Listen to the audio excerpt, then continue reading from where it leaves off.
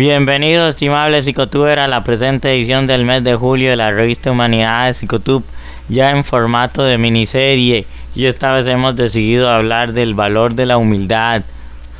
Vamos a ver los 3 capítulos. Yo soy el licenciado Horacio González, productor, director, escritor y todo lo relacionado con emprendedor y etcétera, con esta revista que tiene sus 10 años. Para que recuerden suscribir, compartir, comentar, dar me gusta, etcétera. Vamos a ver el primer capítulo, que se llama Reconocer nuestras limitaciones, donde hablaremos de la verdadera humildad. Comienza cuando somos capaces de mirarnos al espejo sin máscaras. Reconocer nuestras limitaciones no nos hace débiles, sino humanos. Aceptar que no lo sabemos todo, que podemos equivocarnos a veces, que necesitamos ayuda. Es un acto de valentía interior. Que la sociedad valora la autosuficiencia y el éxito, pero muchas veces se le olvida que los grandes logros nacen del aprendizaje, y el aprendizaje solo es posible cuando aceptamos que aún no lo sabemos todo y que aprendemos a trabajar en equipo. Un corazón humilde es un corazón abierto y dispuesto a crecer, y la humildad nos permite escuchar con atención, aprender de otros y reconocer el valor ajeno sin sentirnos amenazados, y nos libera del orgullo que nos aísla y nos acerca al sentimiento profundo de nosotros mismos y del mundo que nos rodea. Entonces, habíamos dicho que este asunto de lo de la humildad, nosotros nos aceptamos tal y cual somos. Tratamos una persona así con sencillez y humildad, trata de ser ella misma siempre, y le agrada que las otras personas sean ellas mismas siempre. Qué extraño me parece que una persona que se rechace a sí misma no pueda simplemente aceptar a los demás y los trata de cambiar, o trata de decirles cómo deben ser ante la sociedad, o como esa misma persona se supone que es. Es interesante. Entonces, todo nace del aprendizaje, como dijimos, y es posible cuando aceptamos que no lo sabemos todo, que necesitamos ayuda, que necesitamos aprender, porque hay mucha gente que dice, es que mi ego, mi propio yo, y yo tengo que demostrar, y eso, porque han vivido en situaciones donde la verdad es que los han pisoteado y menospreciado, y se sienten menos, y hasta tienen problemas de autoestima y todo eso, pero haciéndolo bien como tienen que hacer, y siendo personas de buena autoestima, sencillas y limpias, pues saben reconocer que pueden aprender y siguen aprendiendo, y se consideran no personas que no me digan nada, yo sé, sino que yo paso aprendiendo todos los días. Entonces, por ese lado, entonces dijimos que la humildad nos permite escuchar con atención, aprender de otros y reconocer todo lo ajeno sin sentirnos amenazados, porque para una persona que otra persona venga y piense diferente y quiera proponer cosas diferentes para salir de la zona de confort y pasar a algo mejor, puede ser una amenaza para su ego, porque tenía que ser yo, es que yo, y vivo encerrado en mi yo, y el orgullo nos aísla y nos aleja de los demás, nos acerca, nos libera ese orgullo, entendernos a nosotros mismos, y entre más muy sencillos y humildes y limpios seamos, mejor nos conocemos, mejor conocemos al mundo que nos rodea. Entonces, vamos paso a paso. Vivimos en un mundo que premia la seguridad, el aplomo y la autosuficiencia. Desde pequeños se nos enseña que debemos ser fuertes, que no podemos fallar, que dudar está mal. Sin embargo, detrás de cada ser humano hay una verdad que nos une. Todos tenemos límites. Reconocer los límites significa no solo dónde empiezo yo y termino yo y empieza el otro, sino que también cuando necesitamos apoyarnos en lo que nos ofrecen los demás, las ayudas personales, los cursos, todo eso que uno necesite. Por eso es la verdad. La humildad comienza cuando tenemos el coraje de aceptarlo. No somos invencibles ni lo sabemos todos. A veces nos equivocamos, cometemos errores, y necesitamos que alguien nos oriente, nos corrija o simplemente nos escuche. Una persona que es sencilla y humilde no tiene problema en decir, sí, me equivoqué, tranquilo. Hay gente que quiere hacer de eso un acto de humillación pública hacia otros. Pero dice, yo le dije que se iba a equivocar, me lo debe a mí, solo a mí, porque yo me ha tocado conocer cierta clase de gente, este, pero lejos de ser un defecto, reconocer nuestras limitaciones nos permite avanzar, porque solo quien acepta que necesita aprender puede crecer de verdad. Sí, mientras esté cerrado y que estoy bien y que así y que y yo me las juego y yo me la ingenio y solo yo, no, así no se puede, no se puede vivir con alguien así. Te cansas y te obstinas de ver que necesita su ayuda y no va a cooperar, y que cuando necesita de la ayuda de uno tampoco piensa dejarse ayudar, no quiere que nadie le coopere. La humildad no es debilidad, es una fuerza serena que nos hace más humanos, más conscientes y paradójicamente más sabios. Por eso los grandes maestros decían que eran los más grandes, sabios y humildes y sencillos y limpios de corazón y estas cosas. Cristo, Sócrates, Buda, en fin. Entonces cuando soltamos el orgullo y miramos hacia adentro, empezamos a ver con más claridad de lo que podemos mejorar, de lo que debemos transformar, de lo que vale la pena dejar atrás, adaptarse y seguir en la vida, seguir viviendo en la realidad, nada de esas fantasías ficticias y disque arregladas para donde quede bien yo, porque los demás necesitan quedar mal o caer mal también, porque una persona con ese ego y eso, y no le gusta que los demás tengan sus momentos y que brillen, se siente menospreciado por eso y no le han dicho nada. Esa es la triste realidad. Yo prefiero personas que hagan y que trabajen y que dediquen cosas a hacer, de verdad hacer algo para cambiar el mundo, aporten su grano de arena, no que hagan cosas como por hacerlas y voy a esperar que digan que pasen hablando de mí, de que ay qué bueno que fui, qué maravilla, que no sé qué, no sé cuánto, pero esas cosas son como banales. Ok, continuemos. Aceptar nuestras limitaciones nos abre al aprendizaje, a la empatía y a las relaciones más auténticas. Y siendo yo mismo sencillo y humilde, puedo encontrar que las personas que son ellas mismas sencillas y humildes son las mejores, y que me gusta que sean personas sencillas y humildes.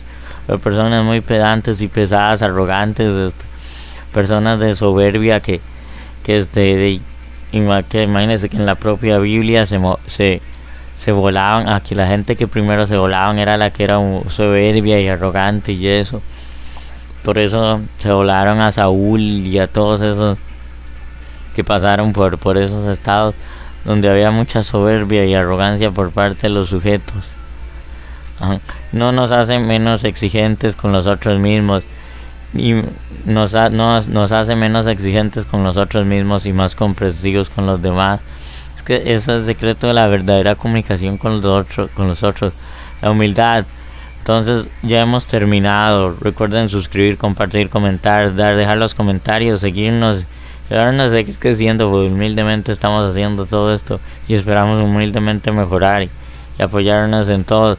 El capítulo 2, el aprender de todos, y vamos a hablar sobre ese tema que es interesante, sobre lo que es aprender de los demás y lo que valen y lo que lo valoran.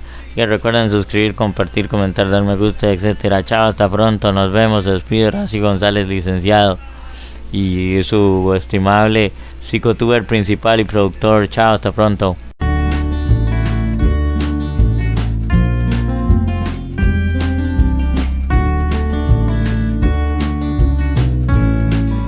Bienvenido, estimable psicotuber, al capítulo 2 de 3 de la miniserie El valor de la humildad. En el primer capítulo hablamos sobre reconocer nuestras limitaciones, lo que es la verdadera humildad, lo que significa ante la sociedad, las ventajas y bondades que tiene reconocernos a nosotros mismos. Y cuando aceptamos lo que representa la humildad como valor, y en fin. Recuerden suscribir, compartir, comentar, dar me gusta. Soy el licenciado Raci González, psicólogo. También he sido coach, emprendedor, escritor, profesor, productor y director de esta revista. Y vamos a hablar del capítulo 2 de la humildad, que es aprender de todos. El humilde no se considera superior a nadie, Entiende que cada persona, sin importar su origen o posición, tiene algo que enseñarle. La humildad abre la puerta al aprendizaje constante, al crecimiento personal continuo y a la sabiduría genuina.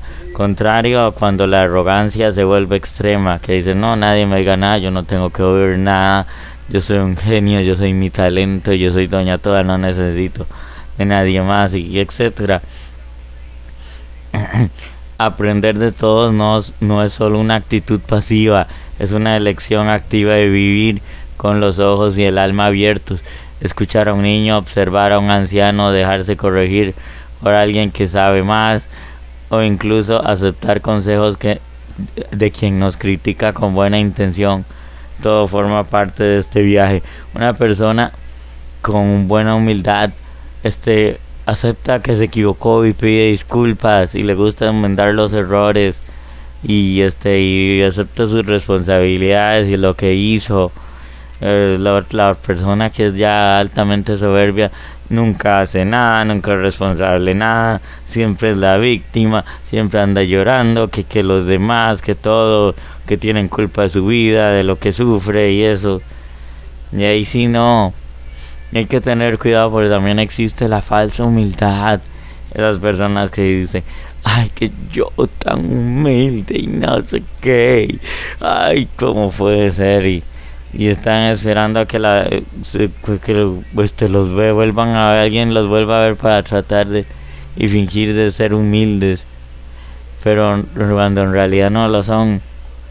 Quien cree que ya lo sabe todo deja de crecer, y la falsa humildad es la peor forma de soberbia.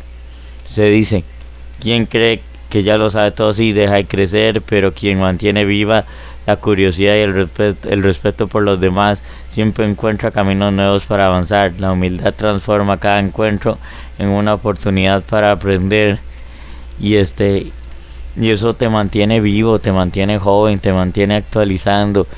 Y la persona que peca de soberbia, no, pues ahí se queda. Entonces veamos todo de fondo.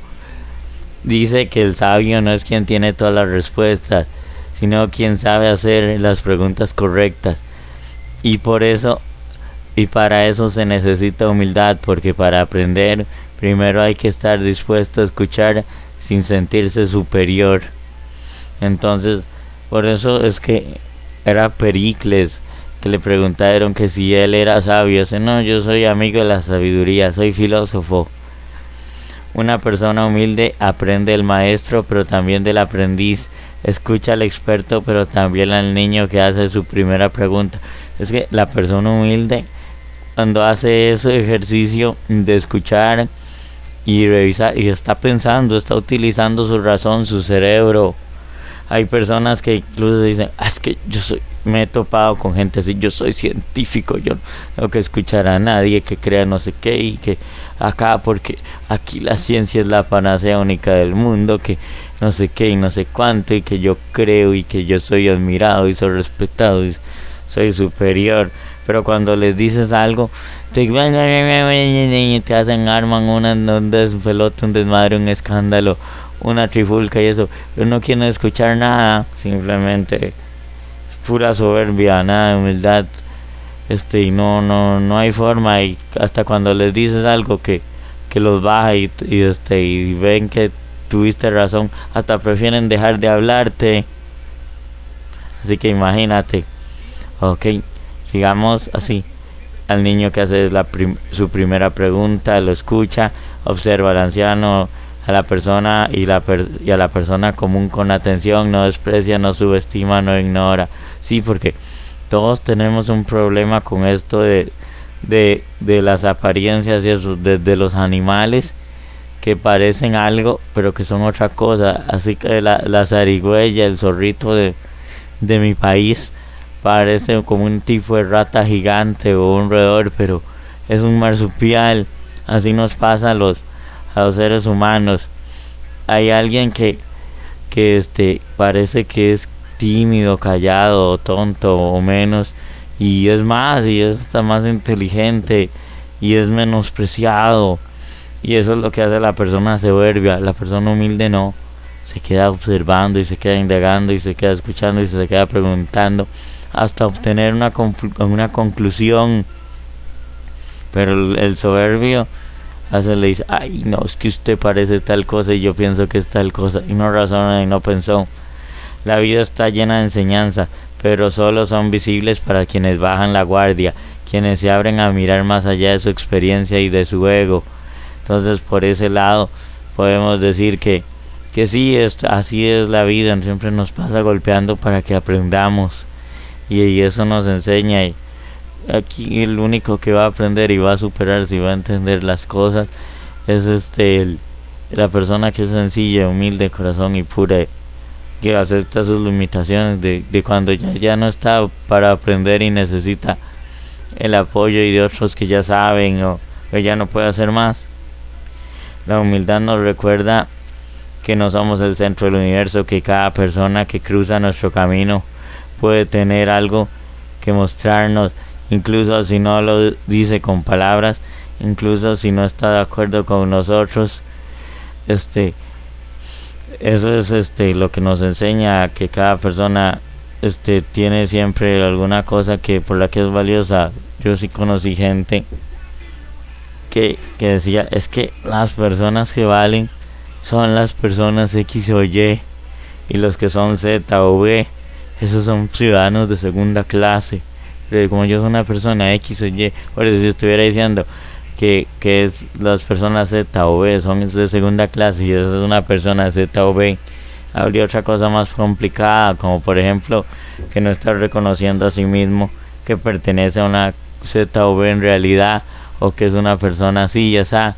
A lo mejor sí lo es, pero está pretendiendo ser alguien que no es, porque el soberbio no quiere ser él mismo. El humilde ama ser el mismo y ama que todos sean ellos mismos, y se enoja cuando hay alguien que no es el mismo y que no es soberbio, que no es sí mismo. Ok. Y cuando aprendemos a vivir así, en estado de escucha activa y con respeto por el otro, nos volvemos más sabios, más flexibles y más humanos. La humildad nos convierte en eternos estudiantes de la vida, y eso es lo que nos permite alcanzar cosas. Es una persona se estanca por soberbia, porque dice, no, es que yo aprendí, yo tengo mi carrera universitaria, yo como voy a estar haciendo algo que X o Y, no tanto porque no puedes, porque como voy a rebajar mi valor, que mi orgullo, que no sé qué, no sé cuánto. Y no se trata de eso. También cuando hay algo que no sabes hacer o no puedes hacer porque ya tus capacidades y limitaciones no lo permiten, pero eso es diferente.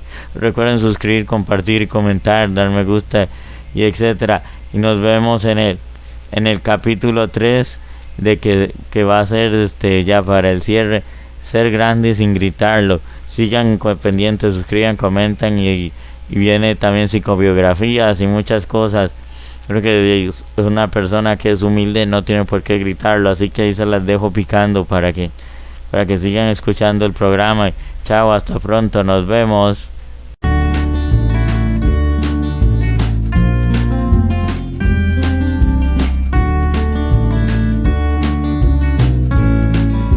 Bienvenido, estimable psicotuber, a la más reciente edición, a la parte 3 de 3 de la miniserie, ya al final del valor de la humildad. Yo soy licenciado Horacio González, soy psicólogo, emprendedor, youtuber, coach, en fin. Y les dejamos para que recuerden suscribir, compartir, comentar, dar me gusta y etcétera, y seguirnos apoyando y seguir creciendo. En el capítulo 1 hablamos sobre reconocer nuestras limitaciones, lo de los aprendizajes y todo esto referente a lo de la humildad. En el capítulo número 2 hablamos de aprender de todos, que el ser humilde no se considera superior a nadie y que está abierto a escucharlo y es amable y es simpático. En el capítulo 3, ya para cerrar, vamos a hablar de ser grande sin gritarlo.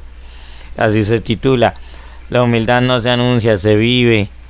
Los actos humildes suelen ser silenciosos pero poderosos. Son gestos de bondad que nadie ve, y esos logros no necesitan aplausos, esa disposición a servir sin esperar recompensa.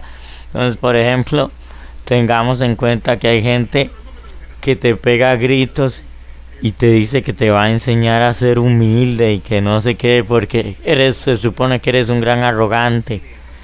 Y independientemente si uno de ahí por ahí tuvo sus momentos de exaltación o algo así, alguien que te pegue 4 gritos y te diga que te va a hacer humilde y mejor persona, es que no, pues la humildad siempre es algo tranquilo y sencillo y se enseña con el ejemplo diario y sin estar fingiendo nada.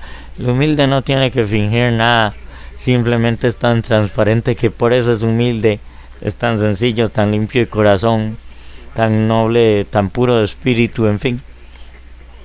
Por ese lado, porque es el problema de la gente que dice, y también de esos de la falsa humildad que ya lo habíamos mencionado, que dice, ay, pero yo tan humilde y no sé qué. Y ahí esos problemas. Una persona verdaderamente grande no necesita probarlo. Sí, como voy a salir para impresionarlos. No, es que yo no quiero que piensen que eso es su ego. Todos tenemos ego, sí, hasta que el que dice que es budista y que no tiene ego, ese es su ego. Ser budista y andar diciendo que no tiene ego y que superó los apegos materiales y todo eso. Su grandeza se nota en cómo trata a los demás, especialmente a quienes no pueden ofrecerle nada a cambio. La humildad, porque es solidario, le nace dar. La persona no va a ser una persona soberbia dando eso, a menos que lo esté usando para exaltarse y para presumir de su grandeza. Pero si no, las personas soberbias y de ego no comparten nada, no dan nada sin esperar nada a cambio, no se abren, no se desprenden de las cosas, no se liberan. Jamás vas a ver en una caridad a alguien muy ególatra y eso, a menos que esté haciéndolo para exaltarse.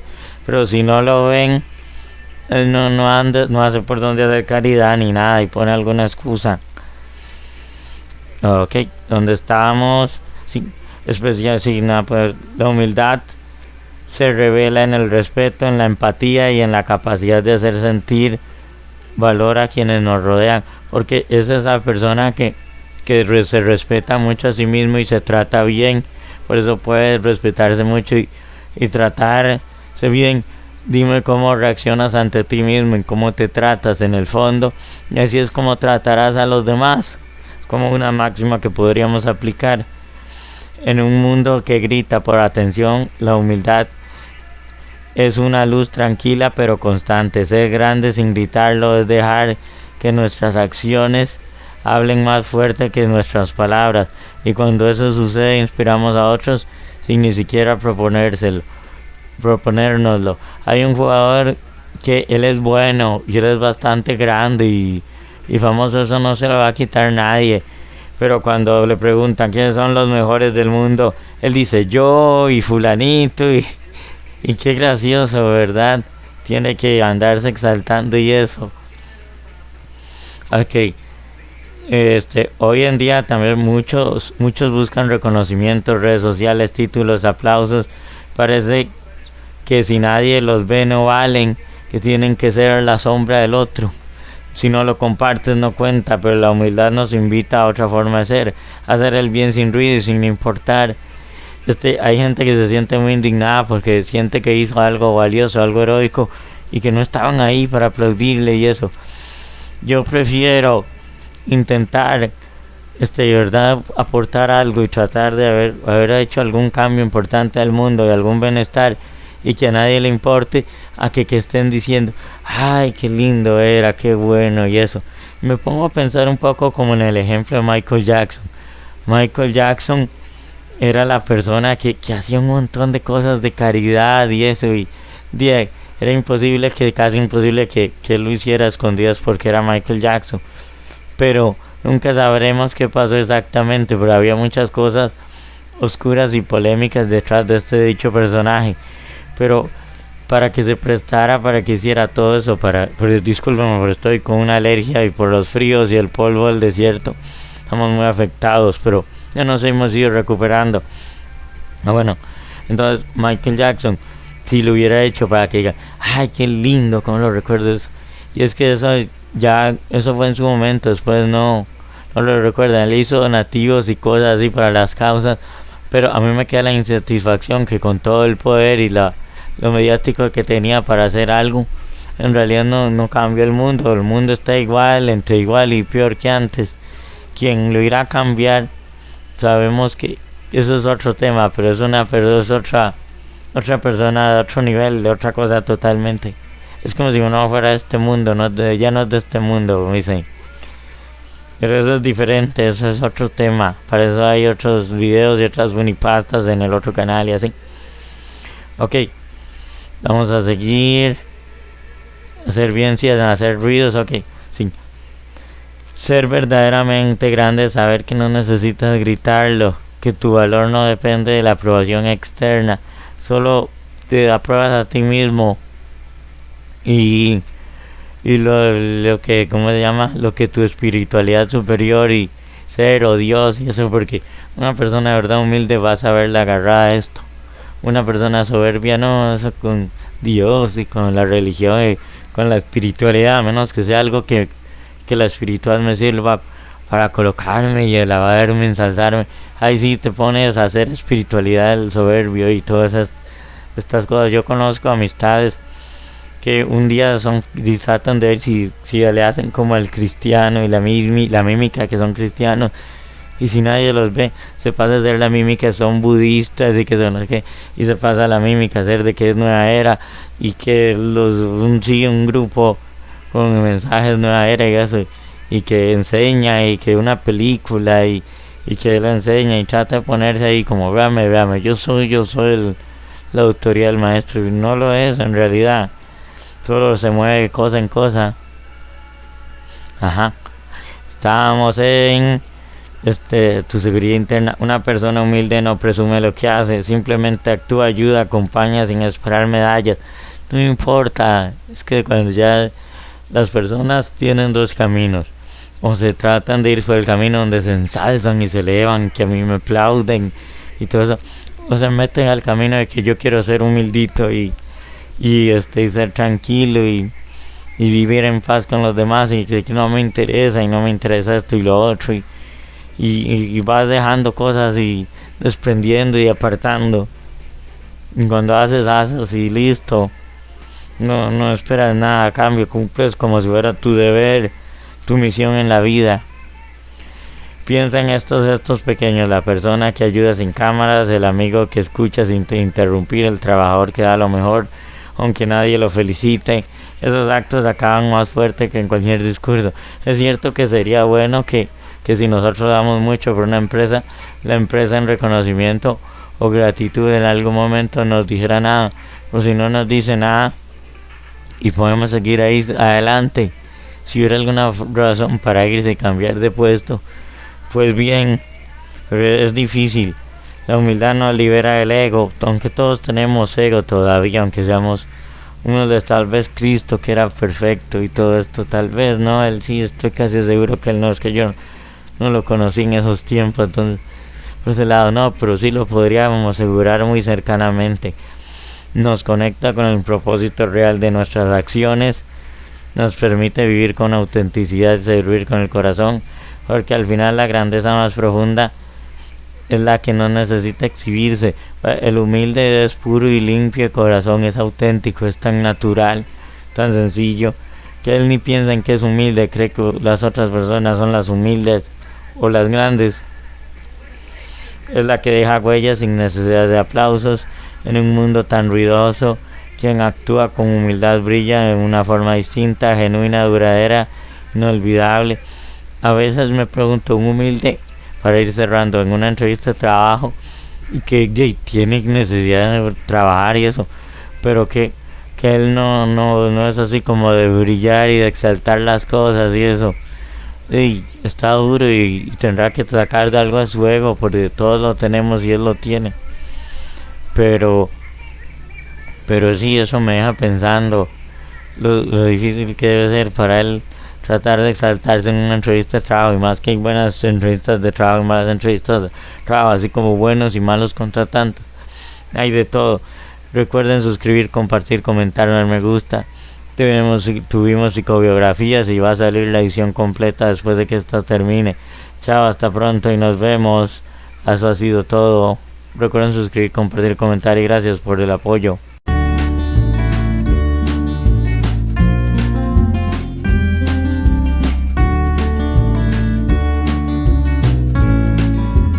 Psicobiografías. Hermann Rorschach. Hermann Rorschach, Zurich, 8 de noviembre de 1884, Herisau, 2 de abril de 1922, fue un psiquiatra y psicoanalista suizo conocido sobre todo por la elaboración de la prueba que lleva su nombre, el test de Rorschach. Biografía, su origen familiar y primeros estudios. Nació en Suiza en el seno de una familia con pocos recursos económicos. Su padre era un pintor sin gran éxito en su profesión y que daba clases de pintura en una escuela preparatoria para varones. Durante sus estudios en la etapa secundaria, Rorschach demostró especial entusiasmo por entintar sobre papel y pegarlo, de tal manera que obtenía formas de pájaros o mariposas, lo cual incluso le valió ser apodado con el nombre de Klecks, que significa mancha.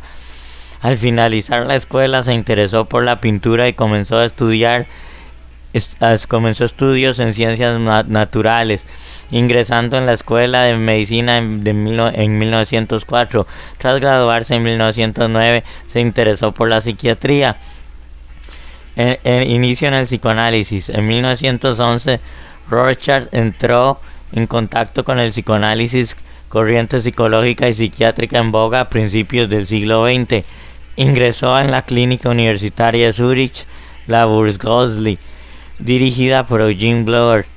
Allí se entusiasmó con las ideas freudianas mientras se iniciaba en la técnica de la asociación libre. Fue así como empezó a dar mayor importancia al aspecto de la interpretación y el psicodiagnóstico, término que fue el primero en acuñar basándose en trabajos artísticos realizados por neuróticos y psicóticos sobre su propia habilidad para pintar. Desarrollo como psiquiatra. Mientras se encontraba trabajando en el hospital de Suiza, tuvo tiempo para interesarse en las sectas religiosas. Sus investigaciones le permitieron trazar un cuadro general de las sectas religiosas suizas, una síntesis de psicología religiosa, sociología, psicopatología y psicoanálisis. Durante ese intervalo, cuando un colega publicó en 1917 su tesis doctoral sobre una prueba de manchas que había inventado, Hermann Rorschach renovó su interés en su técnica ya utilizada. De esta forma, Hermann llegó a utilizar 40 tarjetas, aunque realmente eran 15 las usadas con una mayor frecuencia. Recabó entonces las respuestas de 305 personas a quienes mostraba las tarjetas y les preguntaba qué podía hacer esto. La prueba fue aplicada a 117 neuróticos y 118 psicóticos. Las respuestas subjetivas le facilitaban distinguir entre unos y otros con base a las habilidades perceptuales, inteligencia y características emocionales. Rorschach consideraba esta prueba como un espejo donde la mancha constituye un estímulo óptico, el cual activa imágenes que son proyectadas de vuelta a las manchas. Esto se basa en la tendencia a proyectar interpretaciones y emociones ante estímulos ambiguos, en este caso las manchas. Así los observadores son capaces de entrever de manera más profunda rasgos de personalidad e impulsos en la persona que realiza la prueba. Varios colegas de Hermann lo alentaron a publicar estos resultados. El manuscrito, que contiene la versión original de las pruebas, contiene 15 tarjetas, pero 6 editores las rechazaron, de tal manera que tuvo que reducir el número de tarjetas a 10. En junio de 1921 finalmente se imprimió su libro, pero la edición de las tarjetas fue insatisfactoria, ya que redujeron el tamaño y los colores fueron alterados. Así quedó el modelo de las 10 tarjetas que se conoce hoy en día como la prueba de psicodiagnóstico de Rorschach. En 1922, Hermann Rorschach falleció por peritonitis como consecuencia de una apendicitis mal atendida. Test de Rorschach, artículo principal del test de Rorschach. La prueba es un método proyectivo donde la persona debe describir lo que ve en las 10 láminas. Algunas de ellas son en blanco y negro y otras en color. La respuesta de cada una es calificada con base a la información que da el paciente, el cual puede incluir forma, color o contenido. La teoría dice que los símbolos que se proyectan sobre la prueba pertenecen tanto al código genético como a los arquetipos, los cuales son activados por necesidades que se presentan en la vida del individuo. De esta manera, los símbolos son frecuentemente factores que despiertan nuestra memoria en un nivel emocional, el cual es medido y codificado en la prueba. Por tal razón, esta prueba hoy es en día, a pesar de su antigüedad, una de las más utilizadas. Hermann Rorschach, médico y psiquiatra. Hermann Rorschach vaciló respecto a la profesión que quería ejercer, interesada en la biología y también en el arte. Al final se decidió por la medicina. Obtuvo su grado en el año 1909 e inmediatamente optó por especializarse en psiquiatría. Durante el desarrollo de sus estudios de psiquiatría, tuvo como profesores a prestigiosos psicoanalistas como Eugene Blur y Carl Gustav Jung. Hermann Rorschach se entusiasmó con ideas psicoanalíticas y ya no las abandonó. Se interesó de manera especial por el tema del diagnóstico. Fue él quien acuñó la palabra psicodiagnóstico. Más adelante se convirtió en asistente de atención de pacientes en varios centros hospitalarios. Más tarde llegó a ser director de asilos como el Monterlingen, cercano al lago de Constanza, o el Monsinghen, cerca de Berna, y el de Herisau, en el cantón de Apelsen. Tuvo pues una amplia experiencia clínica como base para diseñar su famoso test. Durante aquellos años leyó la novela de Leonardo da Vinci, una obra de Dmitri Merezhkovsky, que fue publicada en San Petersburgo en 1902. Llamó mucho la atención un pasaje en el cual uno de los personajes, llamado Giovanni Boltrafio, sigue con su dedo unas manchas de humedad que había sobre un antiguo muro. El texto señala: a menudo sobre las paredes decía, en la mezcla de las piedras, en las fisuras, en los dibujos del moho del agua estancada, he encontrado siempre sitios maravillosos con montañas, con picos escarpados, etc. El test de Rorschach. La vida de Hermann Rorschach fue corta, murió con tan solo 38 años. Durante sus últimos 3 años escribió la obra con la que sigue siendo recordado muchos años después. Llevaba por título Psicodiagnóstico y fue publicada en 1921. En esta, Rorschach se definió los fundamentos de su test al que dominó como proyectivo. Señaló que su propósito era explorar las representaciones imaginarias de las personas, pidiendo que expresaran verbalmente las asociaciones que hacían en relación con algunos dibujos. Previamente, Rorschach había estudiado al detalle los mecanismos del sueño, el delirio y de las alucinaciones. A pesar de que siempre fue seguidor de Freud en sus conceptos y su lenguaje, se ve una clara influencia de Jung. Buscaba las imágenes internas y las huellas de la civilización en las respuestas de sus pacientes. Logró condensar con todo en 40 imágenes. Aparentemente son manchas. El paciente las observa y dice lo que parece ver en ellas. En la actualidad solo se emplean 15 de estas imágenes cuando se aplica el test de Rorschach. En su época principal, el objetivo era determinar si los pacientes eran neuróticos o psicóticos. El legado de Rorschach. El test de Rorschach es una de las herramientas de diagnóstico más utilizadas en la psicología clínica. Actualmente no solo se emplea para determinar si hay neurosis o psicosis, sino que tiene múltiples aplicaciones. Van desde la identificación de los principales rasgos de la personalidad hasta la evaluación de acceso laboral. Esta prueba también es frecuentemente empleada en el área forense. Esto se debe a que los especialistas que difunden su valor creen que una idea de la interpretación de las láminas escapa al control racional. Por lo tanto, las personas a quienes se les aplica difícilmente lograrían manipular los resultados. Así, el test de Rorschach revelaría aspectos profundos de la personalidad y por eso se mantiene vigente casi 100 años después de haber sido creado. Hermann Rorschach hizo grandes aportes a la psicología del psicoanálisis. De alguna manera su obra quedó incompleta, pues lo sorprendió la muerte en pleno desarrollo de su técnica. Aún así marcó un antes y después en la exploración de la mente humana. Link fuentes: https://lamentesmaravillosa.com, biografía de Hermann Rorschach y Wikipedia. Listo, hemos terminado. Recuerden suscribir, compartir, comentar, dar me gusta y seguir disfrutando de todas las variedades de tanto lo del pasado como el presente de la revista Psicotube. Así que gracias por todo y continúen. Hay reedición todos los meses y el legado que tenemos desde hace 10 años. Chao, hasta pronto, nos vemos.